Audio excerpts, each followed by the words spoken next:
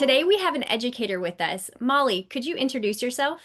Sure. My name is Molly Wooler. I'm a TVI comms in a suburban school district in Middle Tennessee. Thank you. And as a TVI, can you share your perspective on the benefits of students attending residential schools for the blind?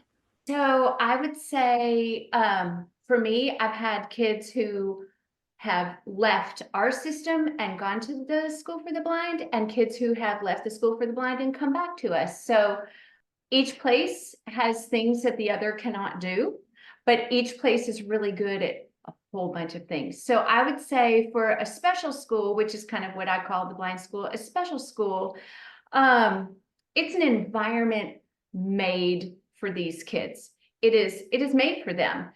And there are no half open doors, or they're not supposed to be. Kids walk on the right side of the hall. It's just like the accommodations are built in. And the content teachers are TVIs.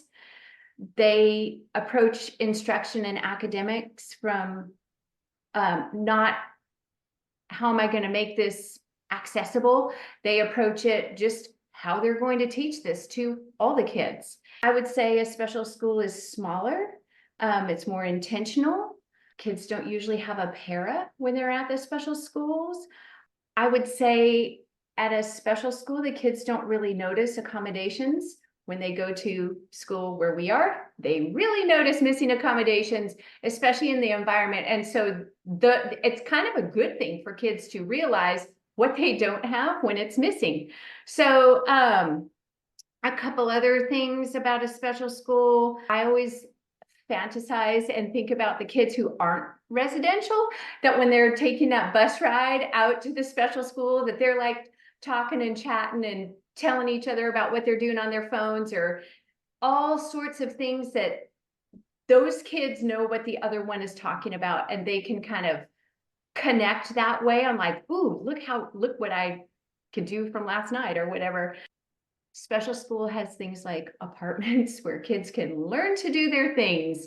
And there is no way that our school system could have that.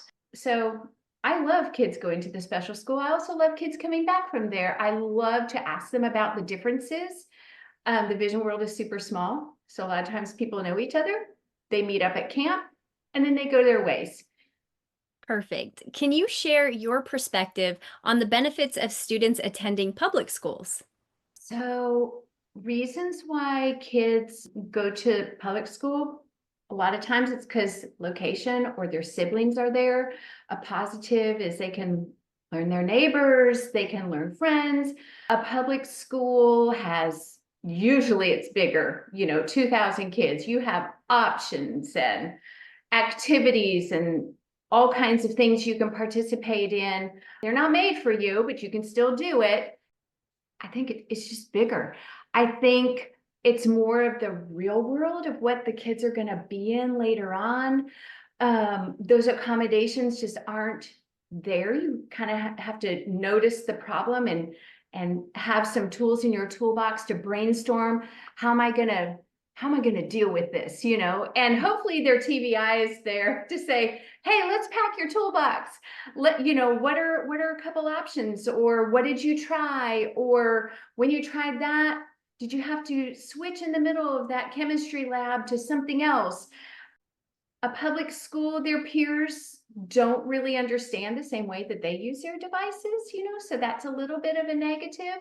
But also it gives kids like like kind of like this reaching desire to potentially figure out a way to do it the same way. I would say at a public school, there's less time for ECC, because the biggest chunk of ECC is access to curriculum, because those teachers aren't thinking access when they're creating their lessons for their content. The content teachers are not TVIs, but we're there. There are lots of things that maybe kind of seem like what they see on Netflix is what high school is like or whatever, and that is there, but it may not be the same as what they feel like they're experiencing on Netflix. But I think it's just kind of a balance. It's not a permanent decision. I think they're going to make friends wherever. I think some of their lifelong friends and their friends who are going to have those life hacks may be more found at a special school, but that I can't really say. But yeah, those are kind of my experiences with kids going back and forth or being at one or the other.